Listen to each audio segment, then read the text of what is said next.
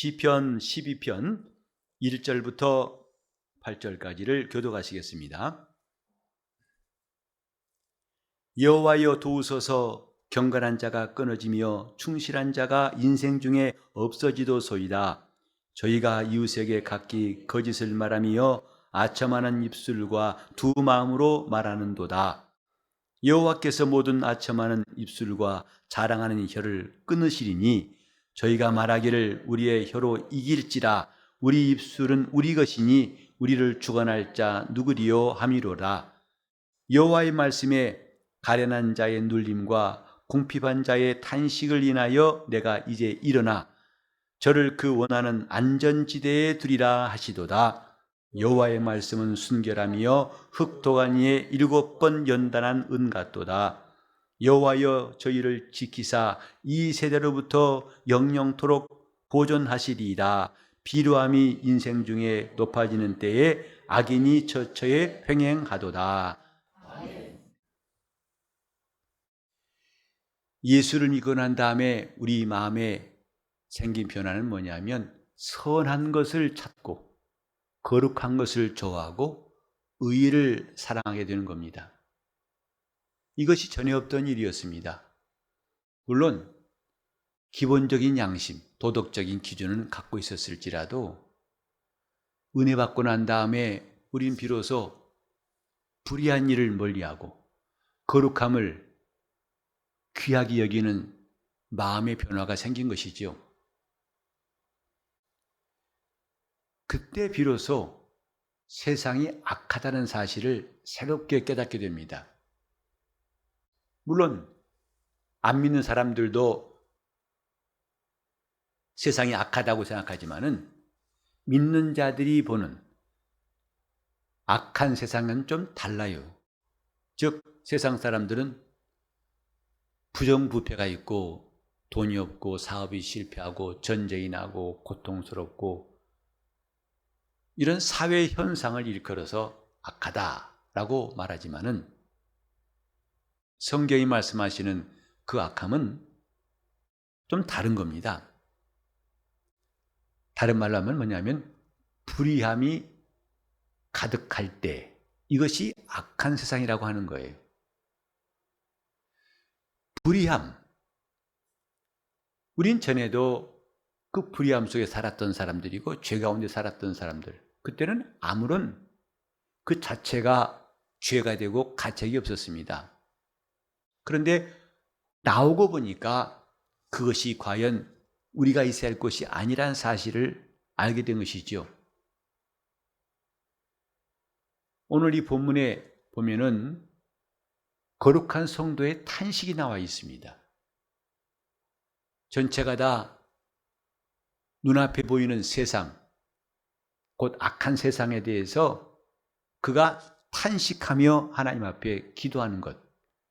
이것이 오늘 12편의 내용입니다. 여러분의 세상이 악하다고 보시지 않나요? 우리 앞에 들려오고 보여지고 또 우리가 겪고 있는 이 모든 일상을 통해서 참 세상이 악하다.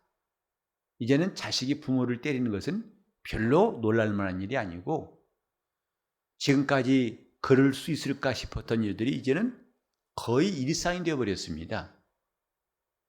이런 세상을 보면서 오늘 다윗같이 우리가 탄식할 수 있을까? 아니면 미워할까? 저주하고 심판할까? 그들을 정죄할까? 아니면 오늘 이 다윗같이 탄식할까? 이 다윗의 기도는 불의한 세상, 악한 세상을 탄식하는, 그래서 하나님께 기도하는 내용입니다. 우리는 지금 구원받은 성도로 이 다음에 주님 앞에 갈 날이 남아 있어서 그동안에 신앙생활합니다. 그러면 그동안에 무엇해야 할 것인가? 그것은 오늘 본문과 정확하게 일치합니다. 곧 이 악한 세상을 어떻게 보며 어떻게 우리가 대처할 것인가? 그것이 신앙생활이라고 말할 수 있습니다. 이제 워낙 악이 횡행하니까 거의 알아서의 사람들, 멸망할 사람들이니까 아유 또 그랬구나 이렇게 체념도 또 그들을 질시하고 그들에 대해서 분노하고 미워하는 것 이런 반응도 있겠지만은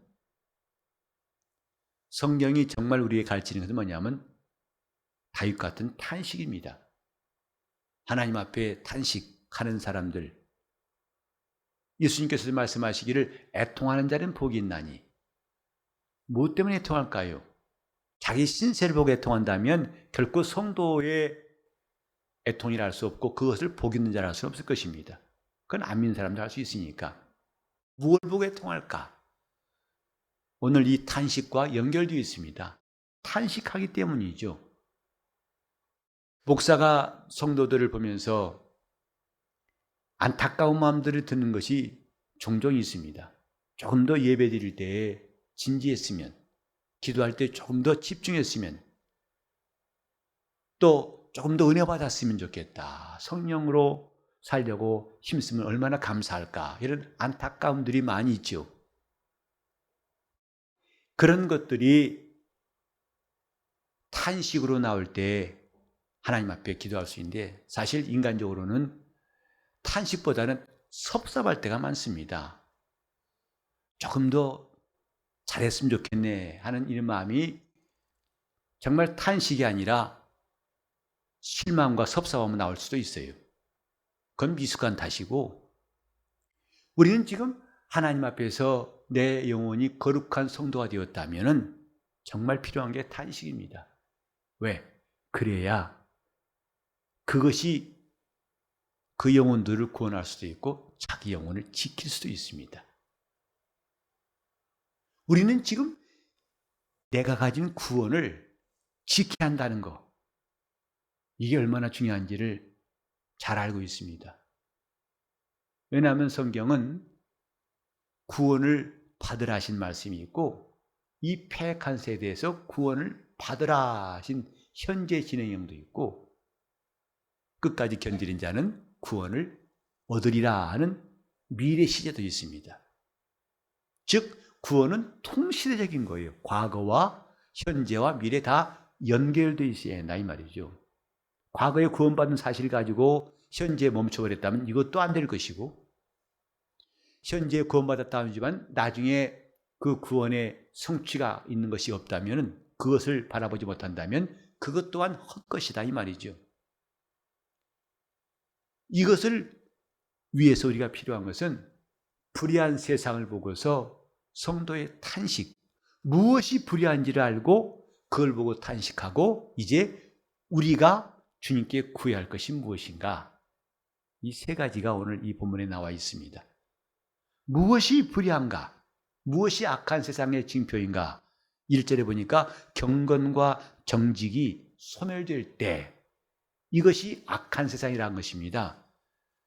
우리가 1절에 봤지만은 경건한 자가 끊어지며 충실한 자가 인생 중에 없어지도소이다. 이것이 불의한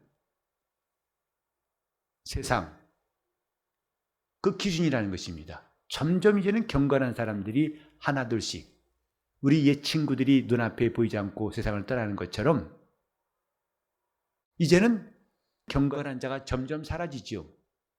또 충실한 자를 찾아보기가 점점 어렵습니다.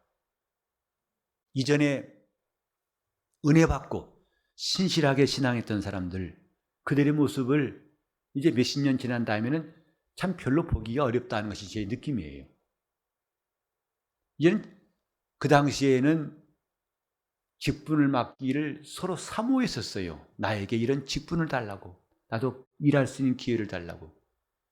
요즘 많은 교회들은요 직분을 원치 않답니다. 그래서 목사님들 만나면 같이 고민해요.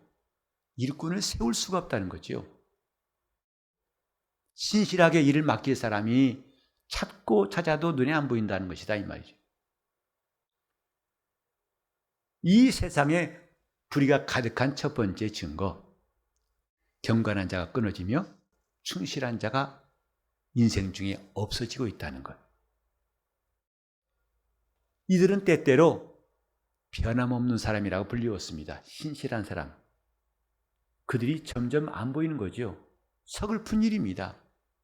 안타까운 일이죠. 근데 앞으로는 이것이 더 심화될 거라고 생각해요. 점점 그럴 겁니다. 지금 오히려 이때를 부러워할 때가 올지 몰라요.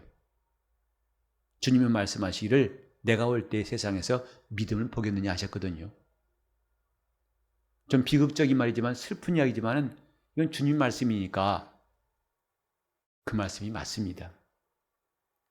두 번째로는 사람들이 이웃들에 대해서 가장 악한 불의를 품을 정도로 잔인해지고 있을 때, 그리고 가장 그럴듯한 우정어린 말로 자기 생각을 숨길 정도로 비열해지는 때, 이게 불의한 때예요. 그러니까 잔인해지고 비열해지고 있는 현상, 이것이 오늘날 얼마나 많아지고 있는가, 이걸 봄으로써 불의한 때구나, 곧 세상은 악하구나 라고 우리가 느낄 수가 있는 거죠. 신실한 것을 만날 수 없는 때, 신실함에 대한 목마름이 참 절실할 때가 지금이 아닌가 생각합니다. 이런 세상을 보면서 탄식하고 있는 성도들의 외침, 그것이 이제 필요할 때입니다. 세 번째로는 교만한 죄인들이 불경건에 극이 달했을 때, 이 본문에 보면 바로 누가 우리를 주관하겠느냐, 내 입술은 내 것이다. 사실은 맞지 않죠. 그건 하나님의 것입니다. 하나님이 지으신 겁니다. 본인이 만들어 온 것도 아니고 본인이 마음대로 쓸 수 있는 것도 아닙니다. 그런데 그들은 교만하여 내 입술 내 거야. 누가 나를 뭐라고 그래? 누가 날 주장할 수 있어? 나 건들지 마. 난 자유한 사람이야. 이렇게 해서 불경건이 극에 달했을 때, 이것이 바로 불의한 때의 세 번째 특징입니다. 마치 그들은 그들에게 명하거나 심판할 권한이 있는 자가 아무도 없는 것처럼 행동하죠. 요즘처럼 간섭받는 걸 싫어할 때가 또 있을까? 심지어는 신앙의 권면도 하기 어려울 때가 왔어요. 내 인생은 나의 것이야. 건들지 마. 이거거든요. 그래서 신앙에 권면하는 것도 목사가 몇 번씩 망설이고 또 끙끙 앓다가 그나마 한마디 하면 그것이 오히려 그 사람에게는 듣기 싫은 말이 돼가지고 반응이 안 좋을 때가 가끔 있죠. 네 번째로 불의한 때의 특징이 뭐냐면 불쌍하고 궁핍한 자가 억압당하는 이런 시기가 곧 악한 세상입니다. 우리 주위에 이렇게 불쌍한 사람, 궁핍한 사람들이 오히려 돌보지 못하고 그들이 억울함 당한 일이 비일비재하고 있습니다. 이것이 불의한 때의 특징이라고 이 본문에 말씀하고 있죠. 우리는 이런 시대에 하나님 앞에 구할 것은 1절에 나오는 것처럼 여호와여 도우소서. 우리 하나님 앞에 기도할 때가 바로 이때입니다. 우리 주위에 있는 사람들이 이런 불의함을 함께 깨닫고 이 불의함에서 우리가 구별될 수 있도록, 우리 자신을 지킬 수 있도록 내 영혼을 하나님 앞에 부탁할 수 있는 간절한 기도가 지금 필요한 겁니다. 무관심도 아니고 내버려도 체념도 아니고 그들을 손가락질하고 비난할 것도 아니고 우린 지금 하나님 앞에 탄식할 때입니다. 어떻게 하면 우리 성도들도 조금 더 열심을 가지고 주님 앞에 나와서 간구할 수 있을까? 더 주님 앞에 매달리고 은혜를 받게 할 수는 없을까? 여호와여 도우소서. 다윗은 첫 마디부터 하나님의 도우심을 구합니다. 여호와여 도우소서. 왜냐하면 이런 것들은 내가 할 수 있는 일이 아니기 때문에 하나님께 구하는 거죠. 여호와여 도우소서. 이런 간구가 이제 이 악한 세대에 우리 영혼을 지키고 많은 사람들을 구원하기 위해서 우리가 꼭 해야 할 일입니다. 여호와여 도우소서. 도와주소서. 그 다음에 이렇게 간구했을 때에 놀라운 일이 뭐냐면 이제 5절에 보면 이런 말씀이 있습니다. 여호와의 말씀에 가련한 자의 눌림과 궁핍한 자의 탄식을 인하여 내가 이제 일어나 저를 그 원하는 안전지대에 두리라. 1절은 기도고 5절은 응답이에요. 성도들의 기도가 헛되지 않은 것은 이런 응답이 있기 때문이에요. 하나님이 응답하시기를 가련한 자의 눌림과 궁핍한 자의 탄식을 인하여 내가 이제 일어나겠다. 우리가 낭망하지 않을 것은 하나님이 일어나실 때가 있기 때문입니다. 탄식으로 끝나는 것이 아니라 우리가 소망이 있는 것은 그분이 우리 기도를 들으시고 분명히 일어나신다고 했습니다. 그래서 이제 그분이 하신 일이 뭔가? 이렇게 탄식하고 고통당하며 의인록과 같이 심령이 상한 사람들을 하나님이 어떻게 하시겠는가? 5절 하반절에 있습니다. 저를 그 원하는 안전지대에 두리라. 안전지대에 둘 것이다. 곧 우리를 구원하시겠다 이 말이죠. 끝까지 우리를 붙드시고 그분이 구원하시겠다. 저를 그 안전지대에 두리라. 저는 오늘 이것이 우리 기도점이 되었으면 좋겠어요. 우리를 도우소서. 마침내 하나님이 일어나사 우리를 안전지대에 두시옵소서. 내 영혼을 그 안전지대에 두시고 내 가족들을, 우리 성도들을 그 안전지대에 두시옵소서. 이것이 우리의 가장 간절히 구하고 사모하는 바가 되어야 할 것입니다. 우리 아까 찬송했죠. 저는 풍뭇을 향하여 내 주여 내 발 붙드사 그곳에 서게 하소서. 그곳이 안전지대입니다.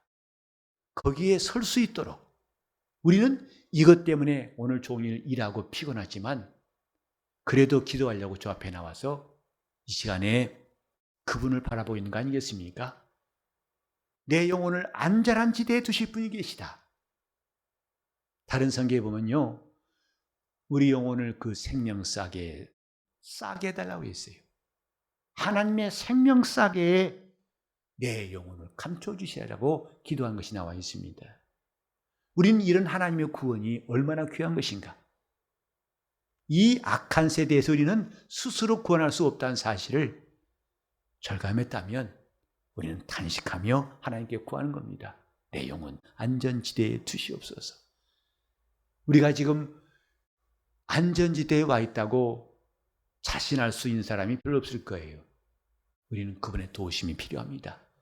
그분이 나를 안전지대에 이끌어 가시는 것이 날마다 곧 이 사망의 음침한 골짜기를 지나고 있는 이 때를 아는 사람들은 그분의 지팡이와 막대기가 나를 안위하시고 마침내 안전지대로 이끌어 가실 것을 우리가 소망하는 겁니다.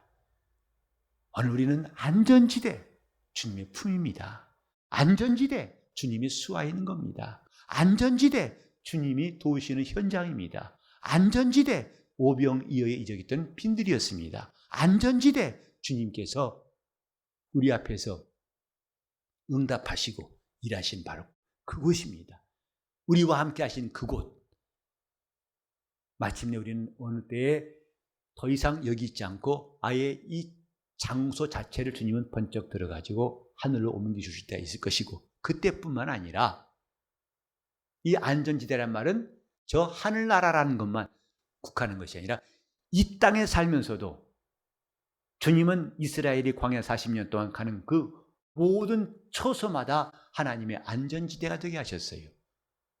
그래서 낮에 해가 상치 못하고 밤에 달이 해할 수 없도록, 낮에는 구름 기둥으로 밤에는 불기둥으로 인도하시고, 그곳이 사막이지만 주님은 반석을 터뜨려 가지고 물을 내셨습니다. 그래서 그 광야에도 안전지대가 있다는 것을 이스라엘이 깨달았고, 오늘날 성도들도 이 땅에 살면서도 안전지대가 그분에 의해서 공급된 것을 깨달은 것이고, 마침내 영원한 안전지대가 우리 앞에 이를 때가 올 것입니다. 영혼을 지키고 구원을 이룬 사람들, 이 악한 세대를 보고 탄식하며 기도하고 주여 우리를 도우소서, 우리를 도와주소서, 내 영혼을 도우시고 내 가정을, 내 사랑하는 성도들을 안전지대에 다 옮겨달라고